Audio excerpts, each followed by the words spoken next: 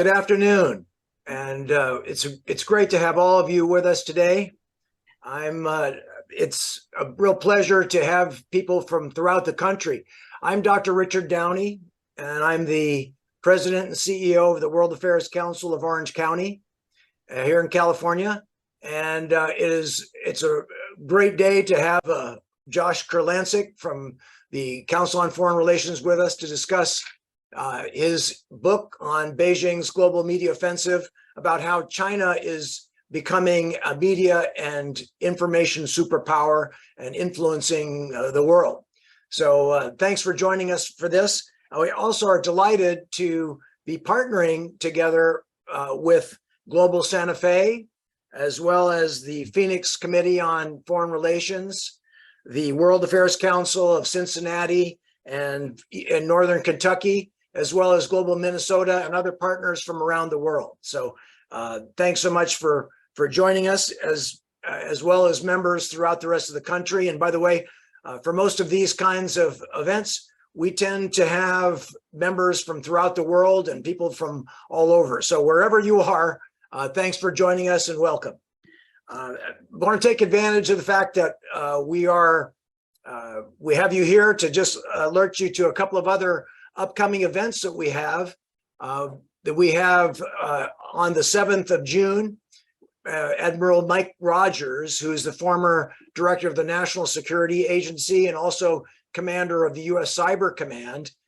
Delighted to have that. That's a dinner event here in Orange County. We also have Shannon O'Neill, who is a colleague, by the way, at the Council on Foreign Relations of Josh Kurlantzick. She will be with us. That's a webinar on the 21st of June, and she'll be talking about global supply chains and globalization and why regions matter, about her new book. We also have on the 28th of June, Dr. Colin Clark from the Foreign Policy Research Institute, who'll be talking about the Wagner Group, which of course is the mercenary group from Russia that's fighting in Ukraine and Africa and other places around the world. So we invite you to any or all of those events. We're glad to have you there. And we're also, just to let you know, we're also ramping up for our gala in December with Lieutenant General H.R. McMaster, the former National Security Advisor, and that's on the 16th of December. So we would love to have you join us or help sponsor that event. But today we're talking about China. So we're actually, this is a wonderful topic about how China is focusing its efforts while other media, traditional media are falling off. China is investing and in building up its influence throughout the world and building up its outlets. So we look forward to talking about that. And we want you to be engaged in this very effectively. And you can do that by just going to the Q&A box down below on your screen. And if you'll type in your question, our moderator will get to that question throughout the event. By the way, we're not waiting till the end of the Q&A portion of this. This is going to be throughout. So please feel free at any time to ask a question, and our moderator will address that in due course. And speaking of our moderator, we are really honored today to have as our moderator Jim Falk.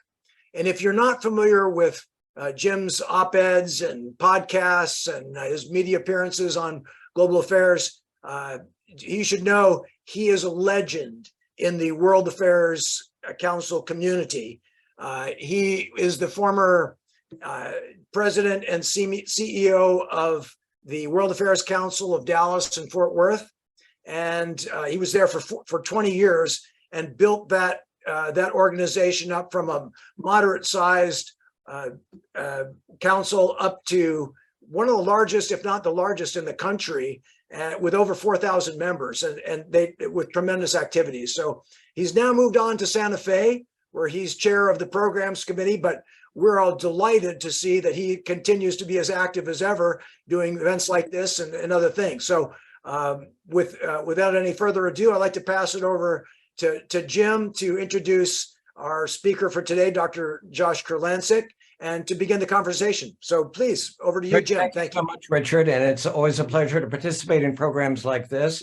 And it looks to me like you're very busy with some really outstanding programs. Shannon O'Neill and General McMaster both have came to Dallas, and I know your members are going to be very happy. And it is indeed, this is such an important topic that we're addressing today, because all of us who are avid readers of The Economist or the various major media, this subject is front and center, and has been for a long time.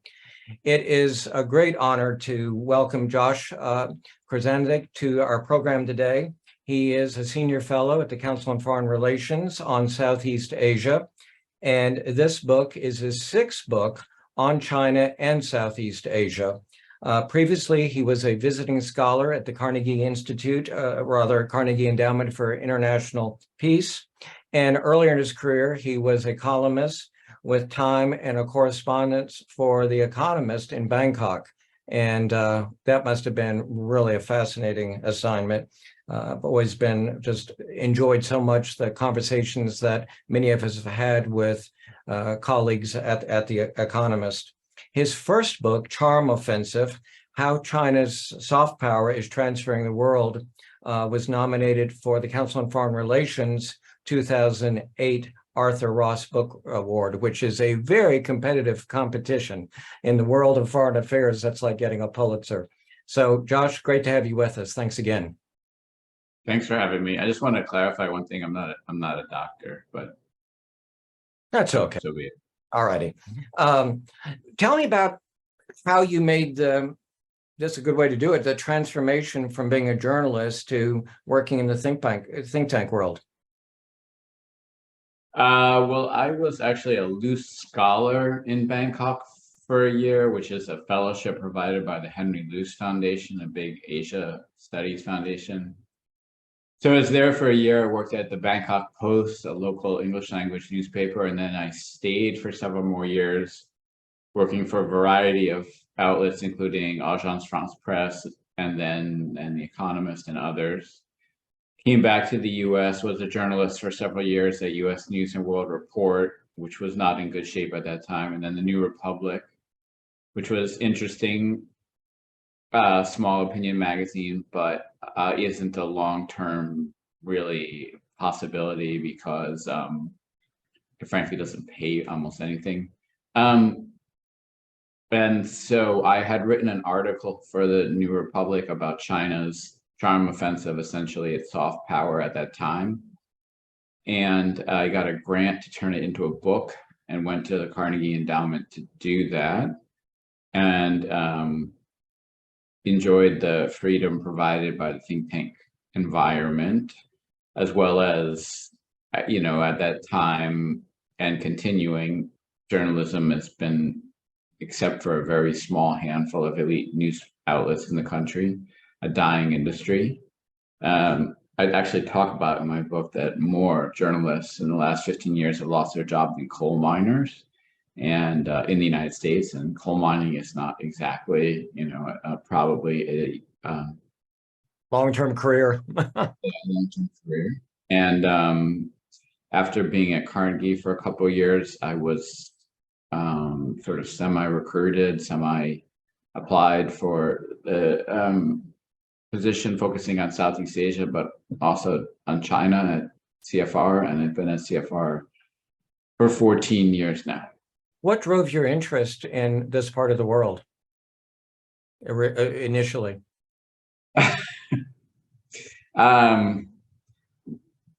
Life isn't always well planned.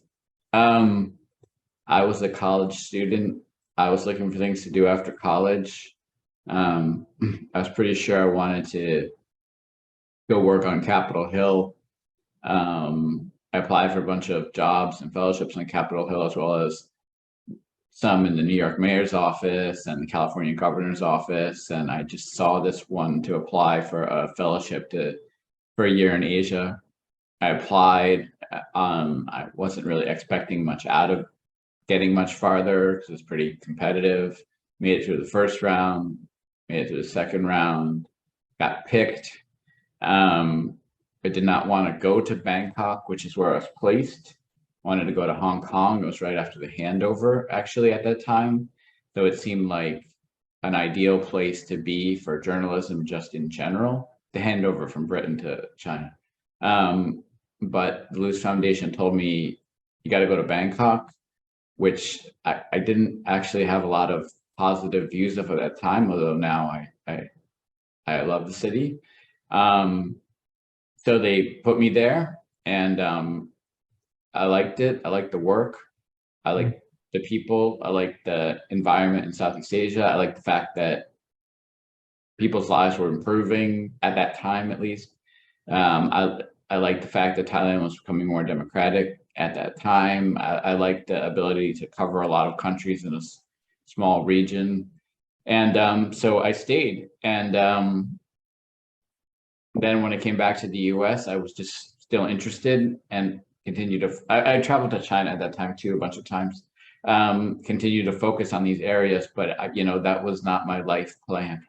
Well, it certainly served you well, because what I found, among many things interesting about your book, is so often when we talk about China, it's in the context of China-US relations.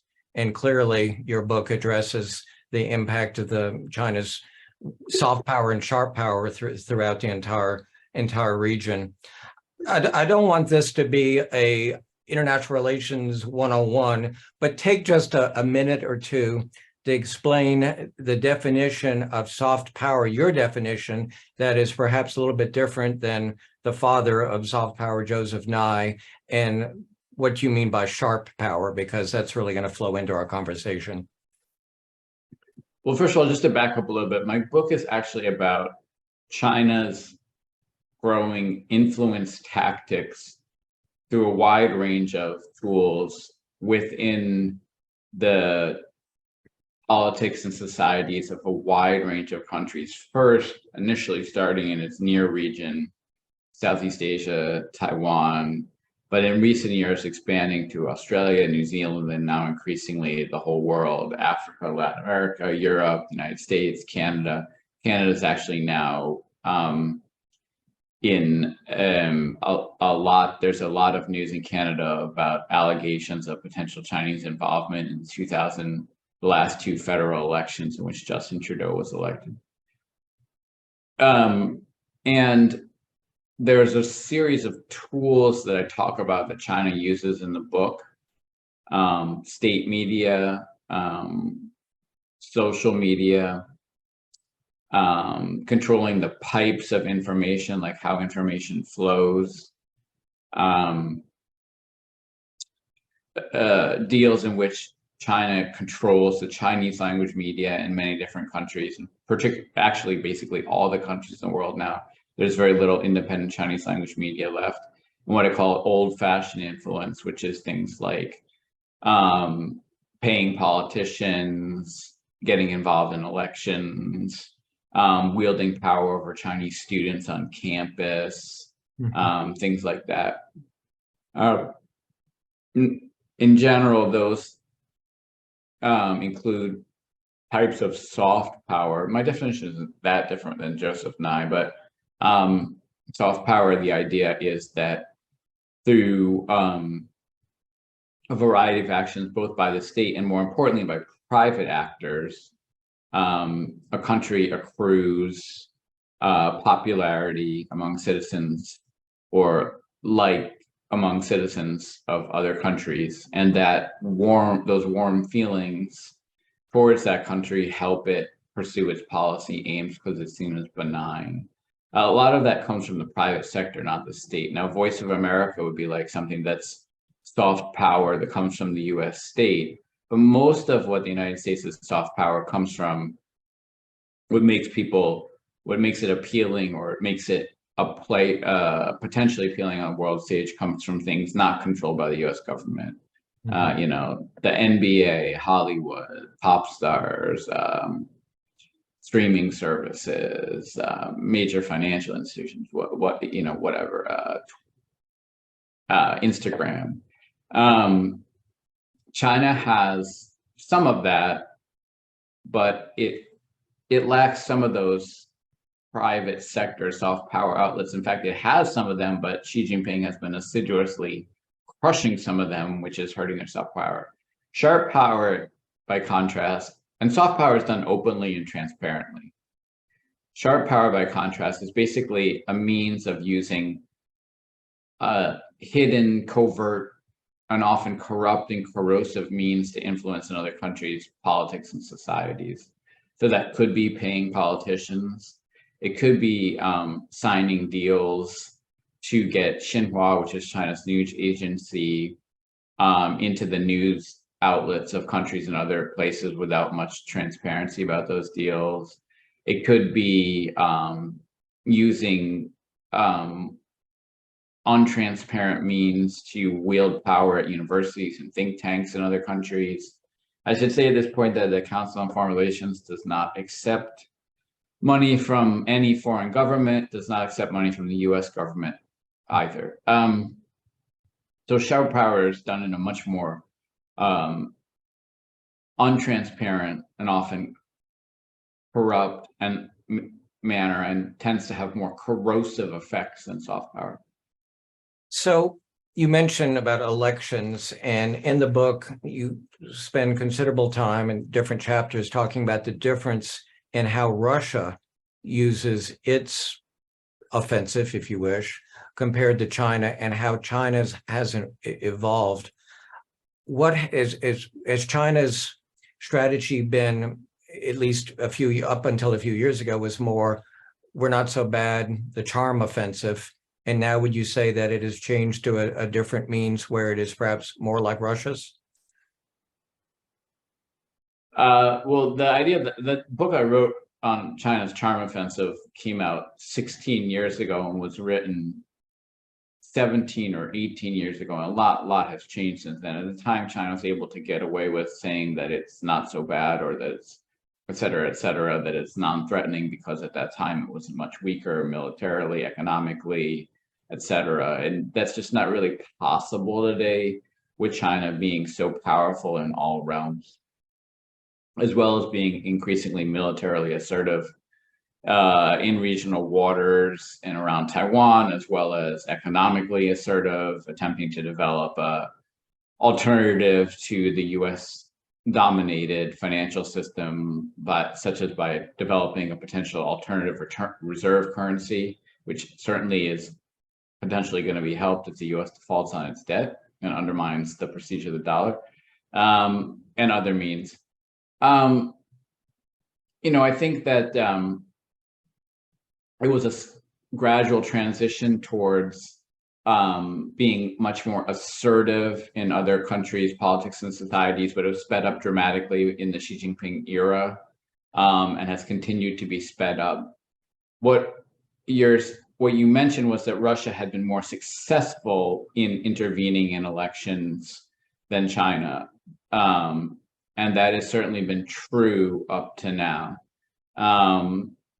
The elections that China has tried to intervene in, for example, the last Taiwanese presidential election, it did so in a very clumsy way, through clumsy disinformation and sort of archaic propagandistic methods that actually probably turned Taiwanese citizens off, as well as at the same time China was crushing freedoms in Hong Kong, which also probably turned Taiwanese citizens off.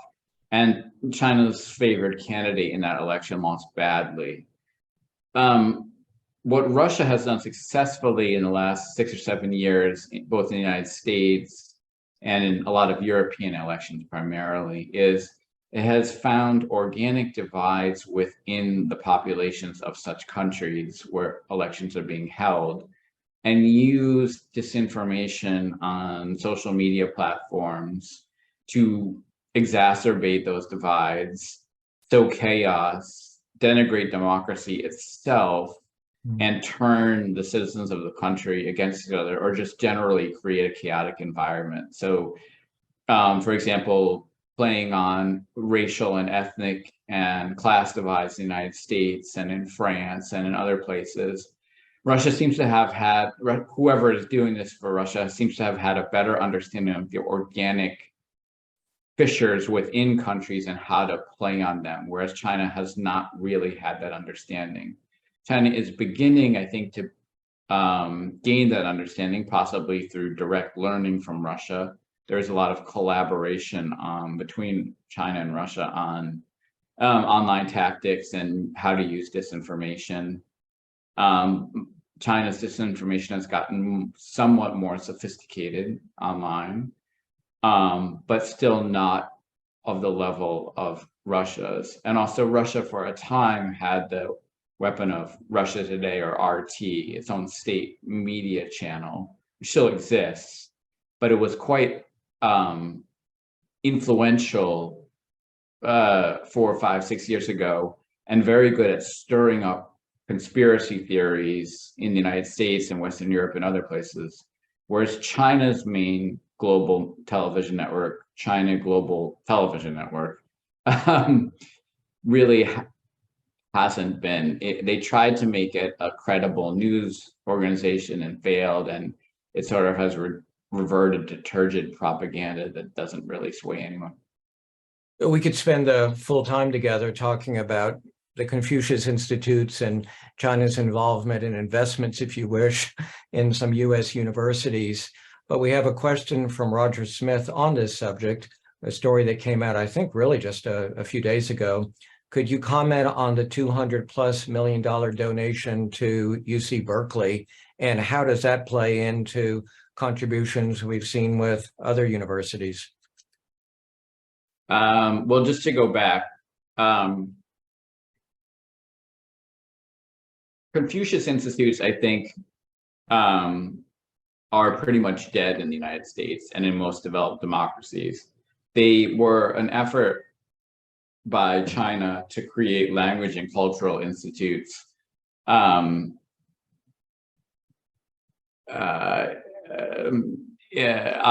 campuses all over the world. But there's been so much pressure from Congress and from in the UK and Scandinavia and in the European Union and most other developed democracies that tons of Confucius Institutes have closed. American universities and other universities in developed democracies just, I don't think, see the value, because there have been incidents of self-censorship fomented by Confucius Institutes. So I think Confucius Institutes are likely dead long-term in developed democracies, although they will consider, they will still be a considerable number in developing countries and in authoritarian states. Yeah, I mean, Berkeley got money for a project inside China. That was a huge oversight for them not to disclose that, or also I think they had a previous $20 million or $19 million contract with Tsinghua University. That's not actually, I mean, that's obviously bad. They should be disclosing that. That's actually not really the biggest challenge for US universities. I mean, they got caught, that's not good, but there's two challenges with Confucius Institutes basically dead. One is a lot of major US universities have campuses in China that they don't want shut down, although some of them have moved that away from them. Harvard has moved to Taiwan, but they don't want to shut down those campuses because they're very prestigious, they're makers of money, they genuinely offer their students the opportunity to study in China. And so China has leverage over US universities, even with Confucius Institutes, which were a small portion of any leverage, dying out in the US. The second is donations into the US, not really this type of thing, which is obviously bad, where they were creating a satellite campus in Shenzhen, or satellite tech something in Shenzhen. Donations, not necessarily really from Chinese state companies, because universities are now being really closely watched by Congress and by individual Congress people in their districts.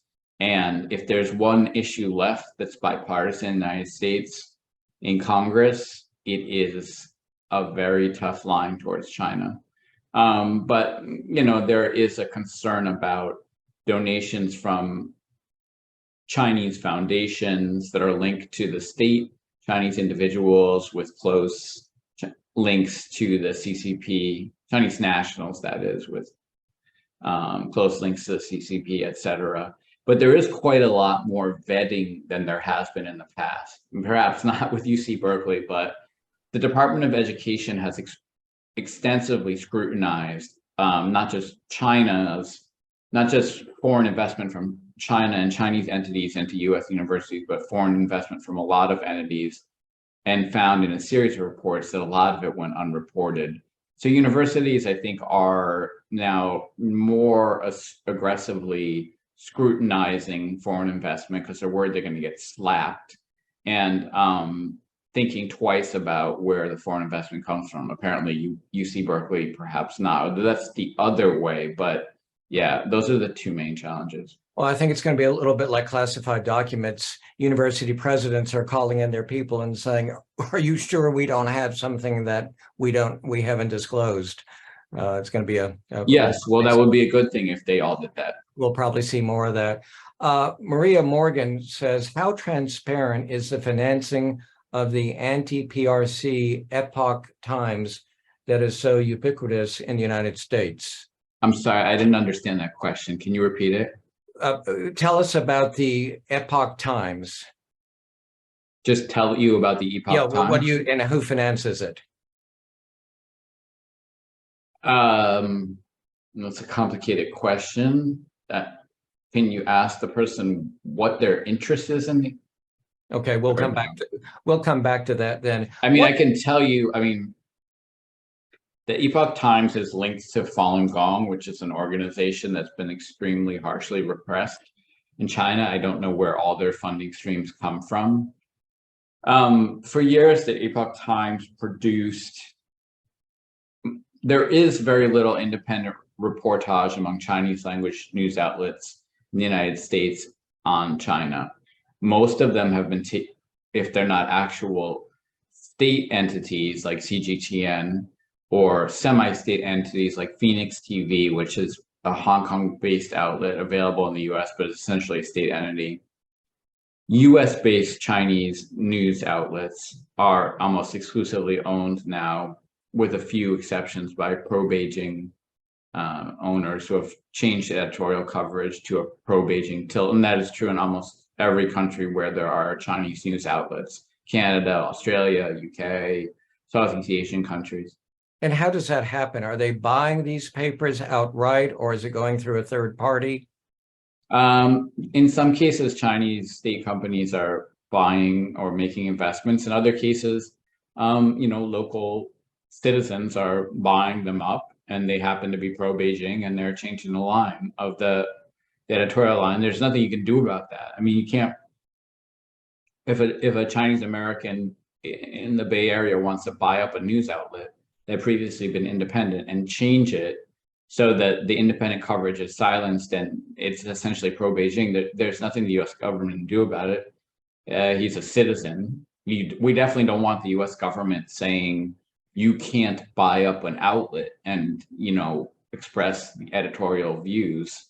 That's a clear First Amendment violation if the US government was to do that. So there's only so much you can do. But in terms of the Epoch Times, they were for some time a source of independent information about China, rabid, very, very much anti-PRC, although even for years, many of their stories were dubiously sourced.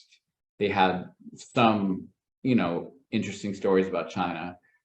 But since 2016, the Epoch Times has gone in a different direction, where they still do some of this critical reporting on China, but they also have developed a massive business in wild misinformation and conspiracy theories, ranging from anti-vaccine theories to rigged election theories to theories bordering on anti-Semitism in Europe and other things. So they've actually badly undermined their credibility about anything related to China by just becoming a font of wild, massive font of misinformation about so many other things.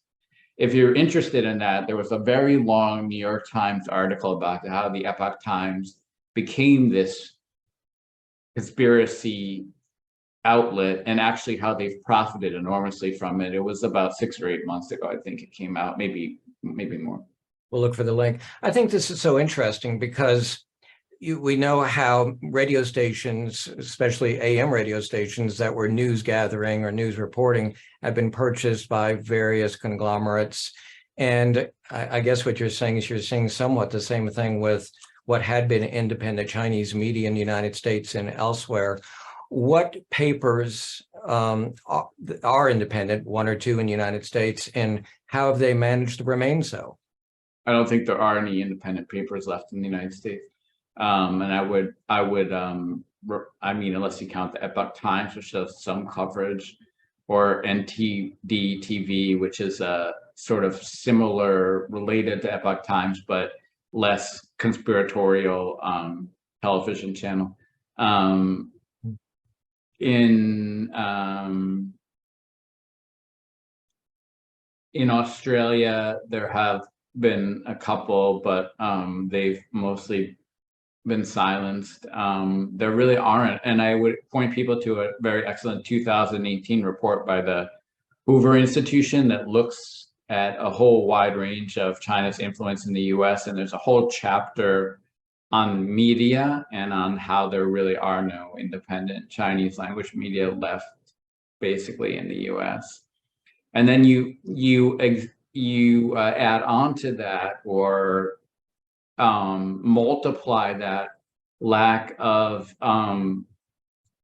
independent information. Of course, English-speaking Chinese citizens of the US or anywhere can access, credible coverage about China in lots of places. What we're talking about is people who they look to Chinese language publications first for the news sources. And then you have a second exponential problem that happens, in which these news stories, which often come from pro-Beijing outlets, are then circulated widely on WeChat, which is a massive kind of super app that exists in China that does so many different things: messaging, food delivery, online payments, a lot of things. But it's also available outside China, and it's widely used outside China by Chinese-speaking people. And these news stories then circulate widely on WeChat, just expanding the reach of false, or at least not necessarily false, but false or potentially, not really independent.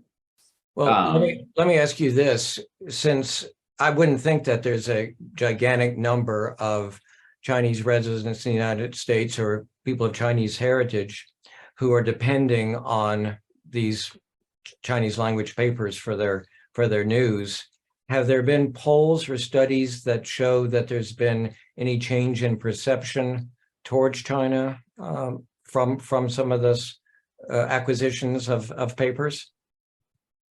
Well, it's not just papers, it's also the penetration of Phoenix TV and others. I don't think that's accurate, first of all. No offense. But there's, sorry, I just looked something up on Wikipedia.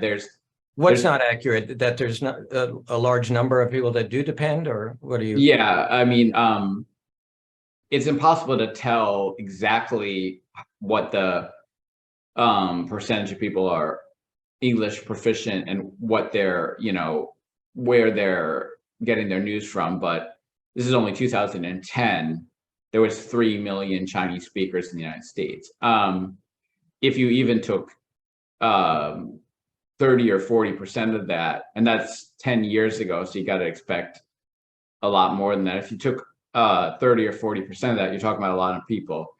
Secondly, in the United States, as well as in Australia and New Zealand, and a couple other places where there's large numbers of Chinese speakers, many of the people who are Chinese speakers and including the people who are relying on Chinese language information first happen just by happenstance to live in areas that are highly contested political areas. So in Canada as well.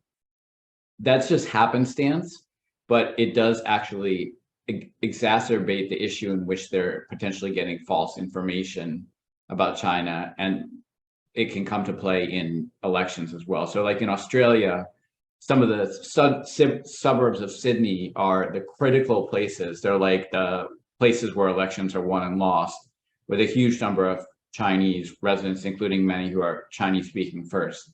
Same thing in New Zealand. The Chinese language first community isn't huge, but they reside in several ridings, as they call it, in a parliamentary system that are critical to winning elections. In the United States, you know, a lot of Chinese people who would be speaking Chinese first reside in areas of LA, New York, where there are genuinely competitive elections. California does not have gerrymandering.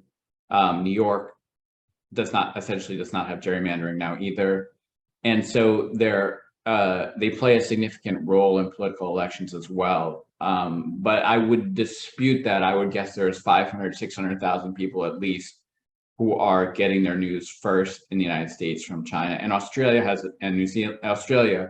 an even higher percentage of people. And then you turn to places that I also cover in the book, like Malaysia, for example, or Singapore, where you have Singapore's majority ethnic Chinese, and Malaysia is like 30% ethnic Chinese. So you have an even much higher number of people who are getting their news first. I get that. I was just trying to get a better sense for the United States. Tell us more about the Chinese wire agency, Xinhua, and how it operates and why it may concern you. Sure. Well, in the book, I talk about China's big state media outlets, and they have three. One is called China Global Television Network, which I alluded to before. I think China originally wanted to make this something like Al Jazeera, a network that didn't cover the country it was based in, but was considered independent in other places. And so they hired a lot of quality journalists in the 2010s for China Global Television Network in the US and in Africa, in Southeast Asia, and Europe, et cetera. And there was an effort to make it seem like a credible organization, but it failed. Al Jazeera succeeds because no one really cares much about what goes on in Qatar, and if they don't cover Qatar, most people don't really care. It allows them to cover other places independently while still maintaining essentially a veto on coverage of Qatar. It's not really possible with China because so many issues in the world have to do with China. And so over the 2010s, most of the good journalists left CGTN. Its ratings are dismal in virtually every media environment which is watched. Same thing for China Radio International. Of the three, Xinhua, which is China's international news wire, you could think of it as akin to the Associated Press or Reuters or Bloomberg, although those are independent news wires with editorial independence. But think of Xinhua as akin to those. Xinhua alone among the Chinese state media outlets has the potential to be really influential in spreading China's message and potentially undermining credible news information about China. And the reason for that is because Xinhua is a news agency, people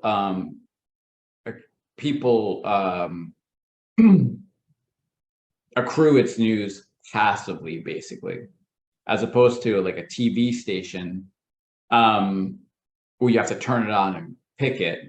Xinhua is a news agency, and they've signed content sharing agreements with news outlets all over the world, mostly in the developing world, but in wealthier countries too, like Italy and Germany.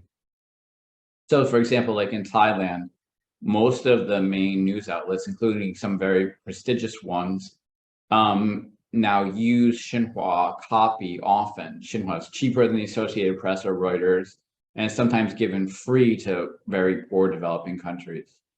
So if you pick up some of the best news outlets in China, in Thailand, or look at them online, you'll often see stories from Xinhua. They may be credited at the end to Xinhua. They may be credited to just news agencies. They may not be credited at all. I suspect most people don't really read to the bottom of news articles to see the tagline of where it's from. And so you have Xinhua copy kind of creeping into prestigious news outlets all over the world, first in the developing world, but Xinhua continues to expand, I expect, in the developed world as well, as more and more news outlets simply don't have the money to pay for many of these other wires.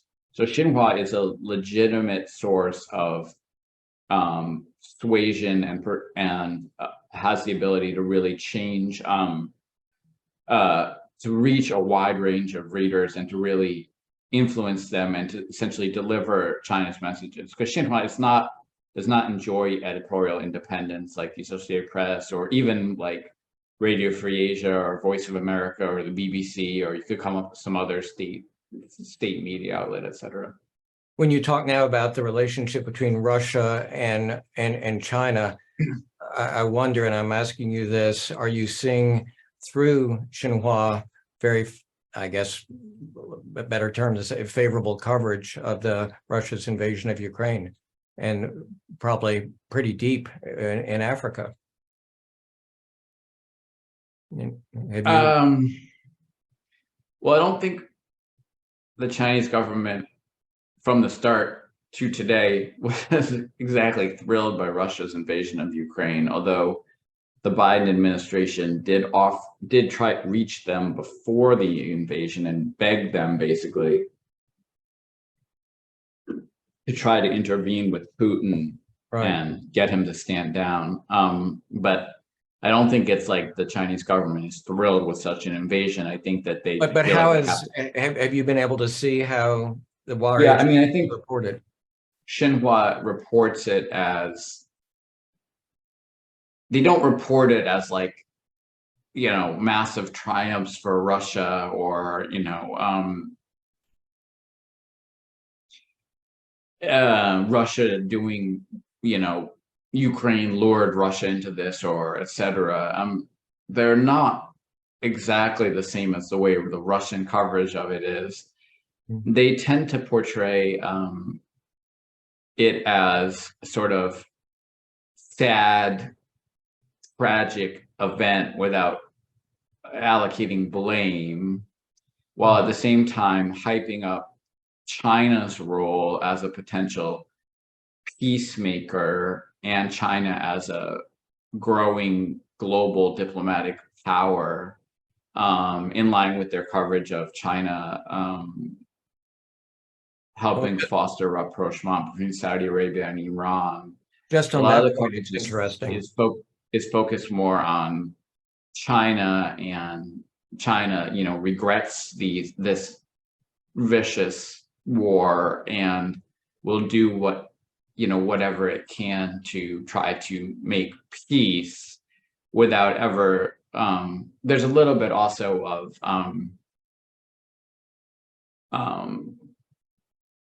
sniping at NATO countries, but not as much as you'd expect. It's more about sort of this is a sad event without ever noting that the event was precipitated by Vladimir Putin and that China stands ready, to take on a bigger diplomatic role in line with the way Xinhua increasingly presents China as a diplomatic actor finding its oats and contesting the global order, and as a potential alternative to the United States as a sort of diplomatic broker. Let me bring in the CEO of the World Affairs Council of Orange County, Dr. Richard Downey, who asks, talk about the success or lack thereof of China's media campaign effort. So I think another way to look at that, where have they been most successful and where have they failed? Well, I mean, I think it's easier to talk about it in the way of which aspects of their media have failed or not, which I've gotten into a little bit.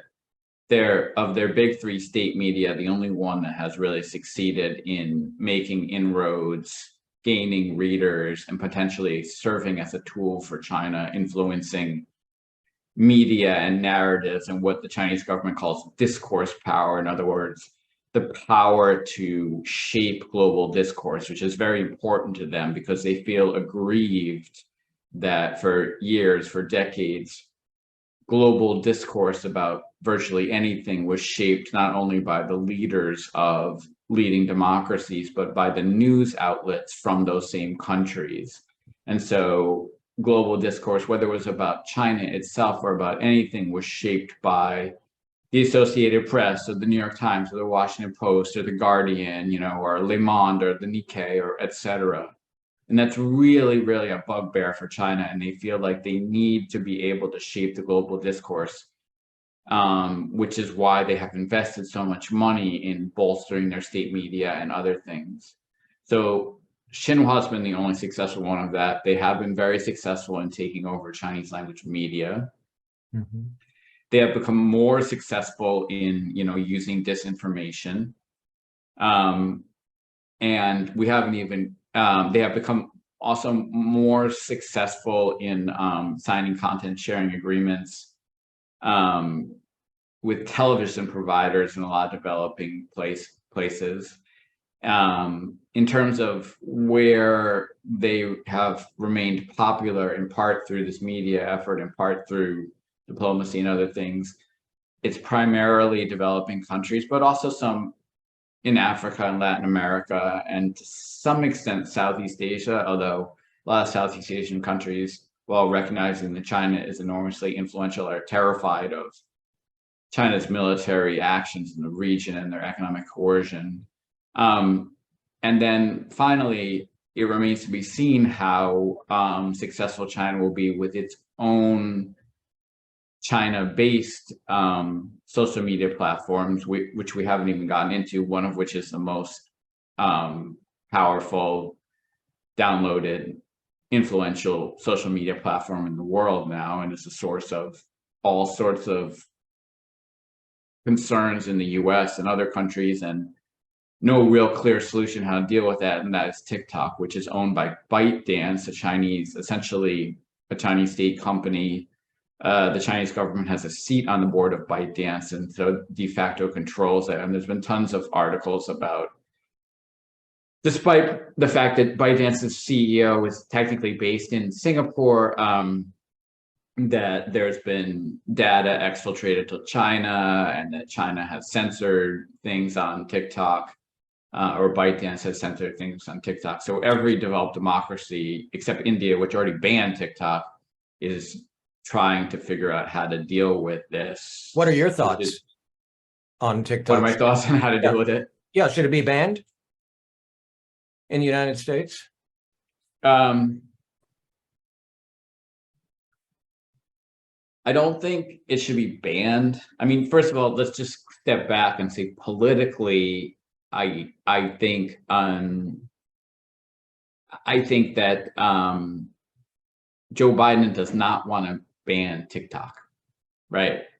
And TikTok's lobbyists and in the US and in other places realize that, and so they have shifted their sort of campaign from just a traditional lobbying campaign to one of relying in Washington on TikTok influencers, younger people, et cetera, and a campaign of,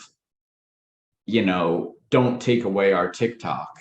The unsaid sort of, I think, message behind that is people in Congress don't understand TikTok, and B, an octogenarian is going to take away your TikTok. Now, they don't come out and say that, but Joe Biden is definitely going into a 2024 presidential campaign where the Democratic Party is desperately dependent on 18 to 40-year-old voters who were critical in 22 and were critical in 2020, does not want to be the person who took away their TikTok. So he is going to do everything possible not to ban TikTok. So let me, because we're running short of time, that gives me an opportunity to bring in a question from Paulina. And she says, what does Josh think about the xenophobia in the United States against China that has sparked more recently? Just to finish the TikTok question, China's not going to sell TikTok to a US company just in the US. That was something Trump proposed. That's not happening because then every other developed democracy would try to get China to sell its TikTok in that country to a Japanese company or a German company or whatever. So that's not going to happen. I still think they're going to work out some solution where there are data remains in the US on US servers, and there's very strong protections put into place. And let's not forget that US-based social media giants aren't exactly doing a great job of protecting users' privacy either, or doing any sort of content moderation. So, I think there's xenophobia in the US against China and xenophobia in China against the US, and the relationship is deteriorating. I mean, Biden is now saying that it's going to get better. I don't know that there's any reason to believe that, especially in the run-up to the 2024 presidential election, where all the candidates are going to be blasting China in the Republican primaries, and then Biden's going to have to respond to that. So he will probably also be blasting China. So you can expect a year or more of just, blasting China. I mean, Nikki Haley's running for president. She said that the U.S. should be working for the overthrow of the CCP, which I guess is a nice idea, but it's not happening anytime soon. I'm not really sure how that would even happen from the U.S. point of view.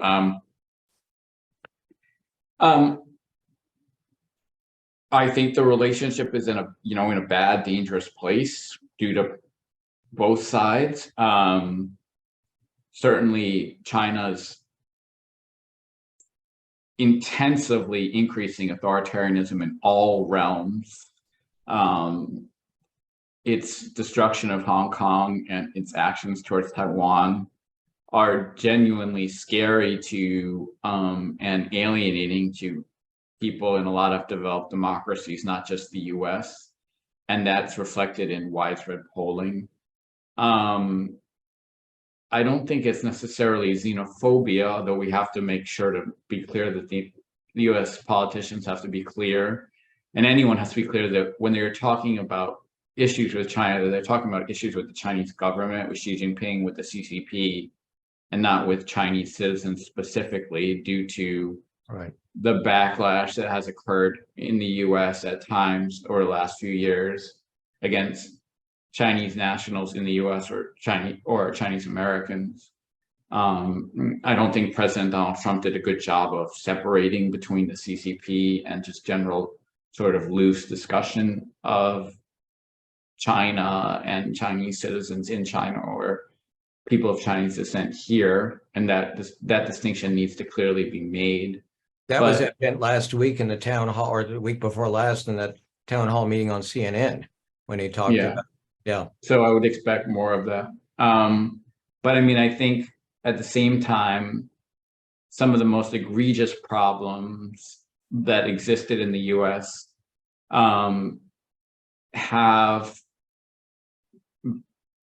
some of them have been addressed. Like the FBI was tasked with this wide-ranging China initiative to explore theft of a whole wide range of secrets from universities by Chinese nationals and other scholars. And the initiative really failed. It became pseudo-racist, and it was also just looking to scholars without really harnessing enough information. And it failed, with multiple prosecutions failed, and the Biden administration basically shut it down.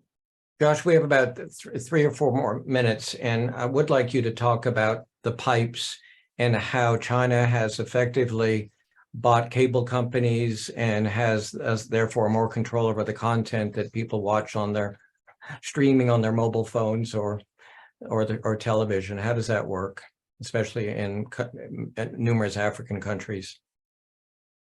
Well, China hasn't blocked cable companies, but Star Times, which is a China linked company, has become a major provider, the major provider of satellite cable TV in Africa. But still, this is a very small number because there's not that many people in Africa yet accessing cable TV. But from low numbers, Star Times has grown rapidly.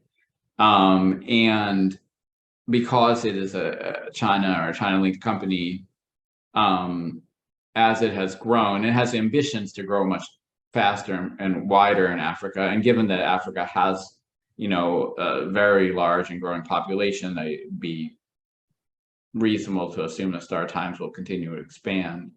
Star Times doesn't only cover China. They offer all sorts of stuff that's appealing to people in Africa, all the big European soccer leagues, et cetera, et cetera.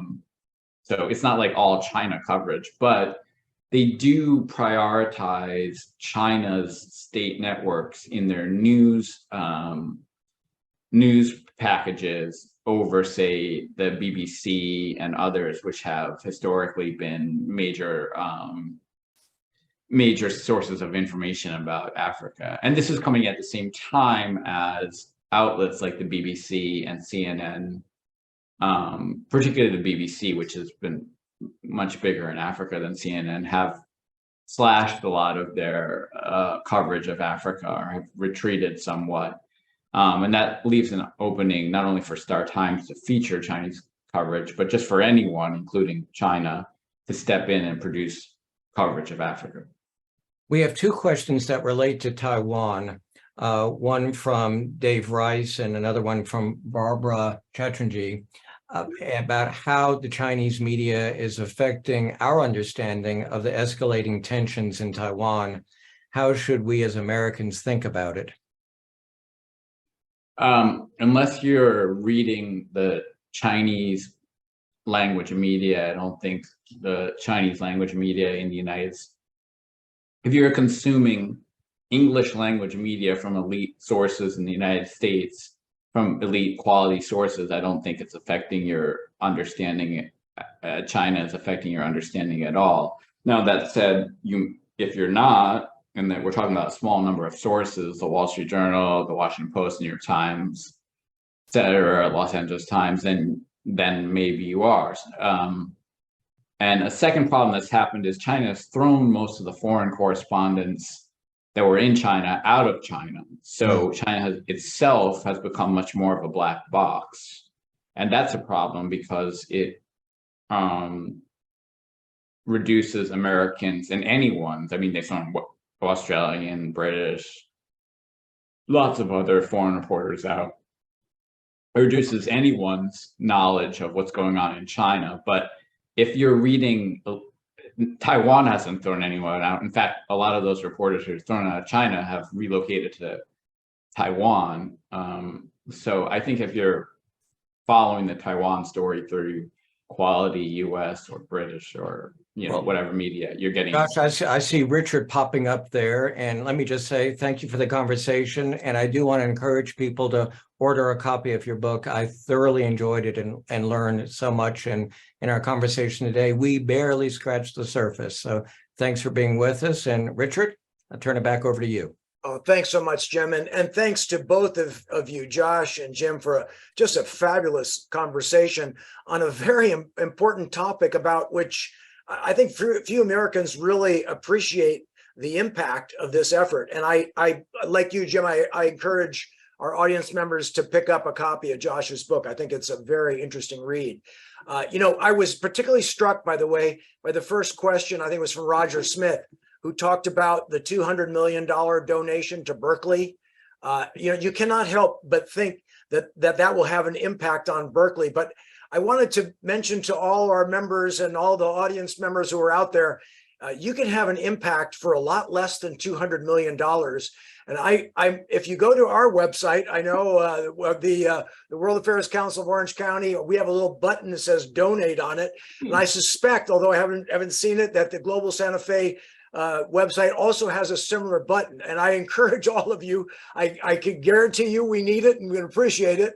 And you will have an impact for much less than $200 million. But I want to thank Josh and Jim so much for a fascinating conversation. I once again want to thank our partners, not only Global Santa Fe, but also the Committee of Foreign Relations there in Phoenix, our World Affairs Council of Cincinnati and Northern Kentucky, and also Global Minnesota, as well as our partner councils. And I want to thank all of you and just remind you that we have some great events coming up in June.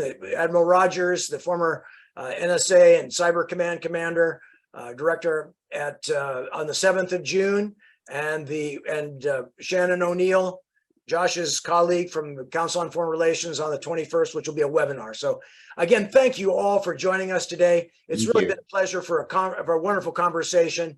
And I wish I could see all of you and ask you to join me in a round of applause, if you will, from your own living rooms or wherever you happen to be.